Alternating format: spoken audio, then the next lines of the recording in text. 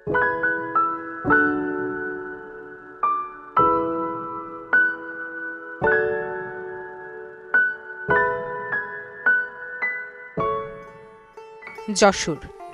বাংলাদেশের দক্ষিণ পশ্চিম অঞ্চলের এই জেলাটি সবজি উৎপাদনে শীর্ষস্থান দখল করে আছে।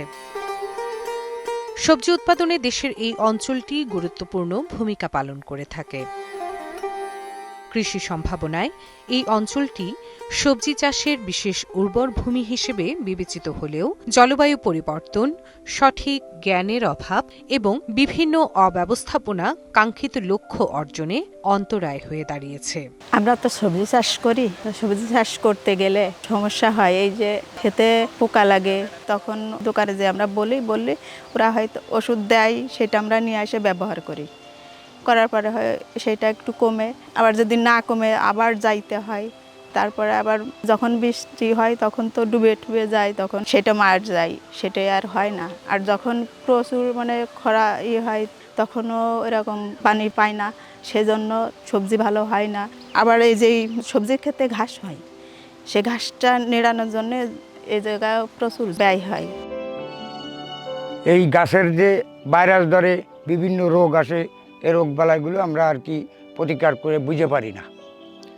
দ্বিতীয়ত এই কিছু কিছু গাছ হঠাৎ ভালো গাছ দেখার পরে গাছটা মারা যায়। এখন আমরা ফসলটা করার জন্য অনেক জায়গায় দেখা যাচ্ছে ওই সার ওষুধের জন্য কি এই দোকান ও দোকান বিভিন্ন কায়দা বেড়াতে হয়। আমাদের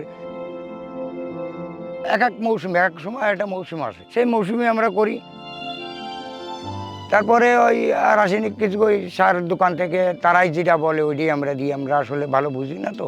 নিরাপত্তা ব্যবস্থা, তথ্য ও জ্ঞান, পরিবেশ এবং সামগ্রিক বিষয়াদি বিবেচনা নিয়ে প্রান্তিক চাষি এবং কৃষি উদ্যোক্তাদের সঙ্গে নিয়ে আধুনিক সবজি চাষ এবং উন্নত বাজার পরিবেশ ব্যবস্থা গড়ে তোলার লক্ষ্যে পল্লী কর্ম সহায়ক ফাউন্ডেশন, PKSF এবং বিশ্বব্যাংকের যৌথ অর্থায়নে sustainable micro enterprise and resilient transformation smart প্রজেক্টের আওতায় promotion of value added vegetables for sustainable growth and instituting RECP practices উদ্যোগটি সহযোগী সংস্থা জাগরণী চক্র ফাউন্ডেশন, JCF, যশোর, সাতক্ষীরা, খুলনা, ঝিনাইদহ এবং চুয়াডাঙ্গা জেলায় বাস্তবায়ন শুরু করেছে।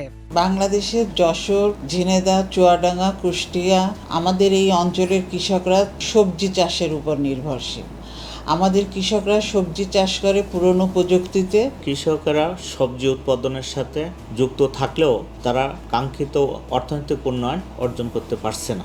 এর মূল কারণ হচ্ছে তাদের সঠিক বিনিয়োগ পরিকল্পনার অভাব, উন্নত প্রযুক্তির সীমিত ব্যবহার এবং বাজার ব্যবস্থার সাথে সংযোগ না থাকা। যে কারণে কৃষকরা উৎপাদনের জন্য যে পরিমাণ ব্যয় করছে তারা সেই অনুপাতে লাভবান হতে পারছে না। আমরা এগুলো বিবেচনা করে ইতিমধ্যে Jagorani Chakra foundation, world bank এবং PKSF এর সহযোগিতায় smart high value crops vegetable নামে একটি প্রকল্প বাস্তবায়ন করতে যাচ্ছে। এই প্রকল্পের মূল লক্ষ্য হচ্ছে আমরা কৃষকদেরকে আর্থিক সহায়তা দিয়ে, প্রশিক্ষণ দিয়ে, দক্ষতা উন্নয়নের ব্যবস্থা করে এবং বাজার লিঙ্কেজের মাধ্যমে তাদের স্বাবলম্বী করে গড়ে তুলতে পারবো।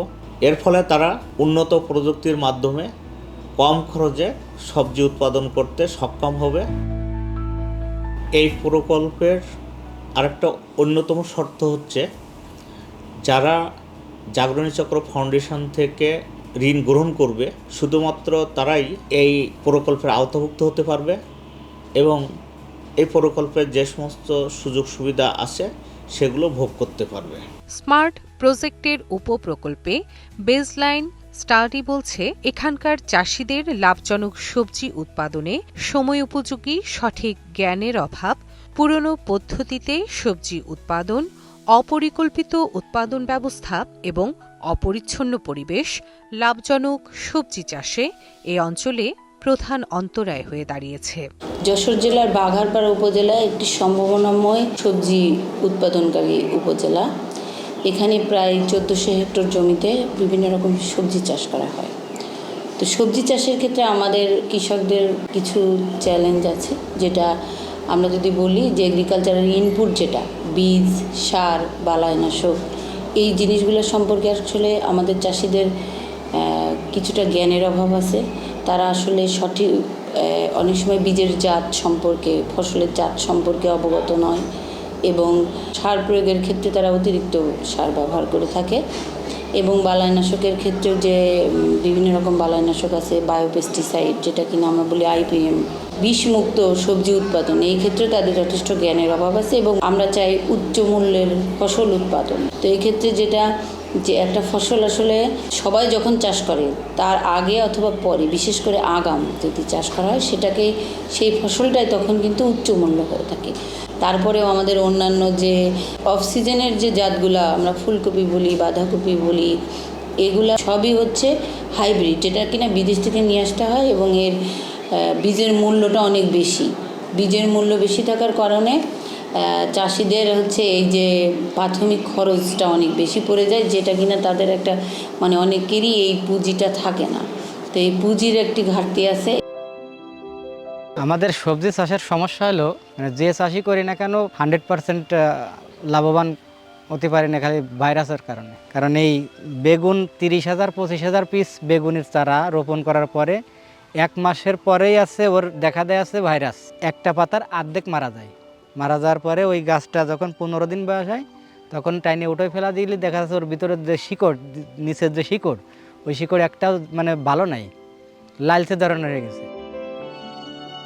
এখন আমি চেষ্টা করতেছি মাটি মেশিনের দ্বারাই, যা বাইরের দেশে যেরকম করে আর কি, ওই রকম যদি আমি পাতাম মেশিন, তো আমি সেইখানে নিয়ে যেতাম আমাদের এই মাটি, যে কী সমস্যার এই মাটিতে।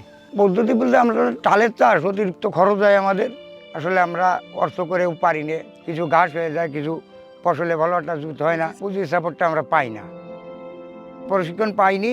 আমার মতো আমরা করি, আসলে আমরা বুঝতে পারি না। আমাদের কিছু পুঁজি বা কিছু প্রশিক্ষণ হলেই আমরা বুঝ দিয়ে একটু ভালো হবে, আমাদের ফসলটা ভালো হবে। এছাড়াও অঞ্চলগুলোতে বাজার ব্যবস্থাপনায় সঠিক পরিবেশের উন্নয়নের অভাব লক্ষণীয়।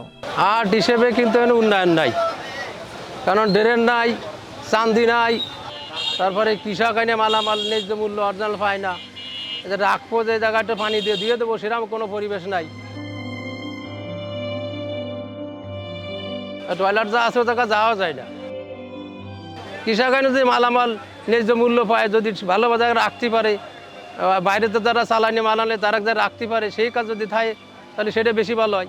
চাষিদের সমস্যাগুলোকে চিহ্নিত করে তা দূরীকরণে এবং সম্ভাবনাগুলোকে বাস্তবে রূপ দিতে প্রয়োজন নিয়মিত প্রশিক্ষণ, কারিগরি সহায়তা এবং আধুনিক প্রযুক্তির ব্যবহার। RSEP ভিত্তিক কার্যপরিকল্পনা, যেমন সঠিক তথ্য এবং জ্ঞান, পরিকল্পনা এবং টেকসই সম্পদ, সাশ্রয়ী ও পরিচ্ছন্ন উৎপাদন ব্যবস্থা চাষিদেরকে লাভবান করে তুলতে পারে। এই প্রকল্প বাস্তবায়ন হলে কৃষকরা অর্থনৈতিকভাবে সমৃদ্ধ হবে, দেশ নিরাপদ সবজি উৎপাদনে এগিয়ে যাবে।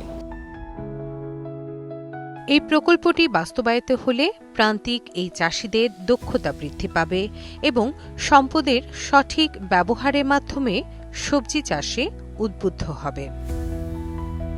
পাশাপাশি বাজার ব্যবস্থার পরিবেশ উন্নয়ন, নিরাপদ পানি সরবরাহে বিশেষ ভূমিকা রাখবে, যা দেশের অর্থনীতি, পরিবেশ এবং পুষ্টিতে ভূমিকা রাখতে সাহায্য করবে।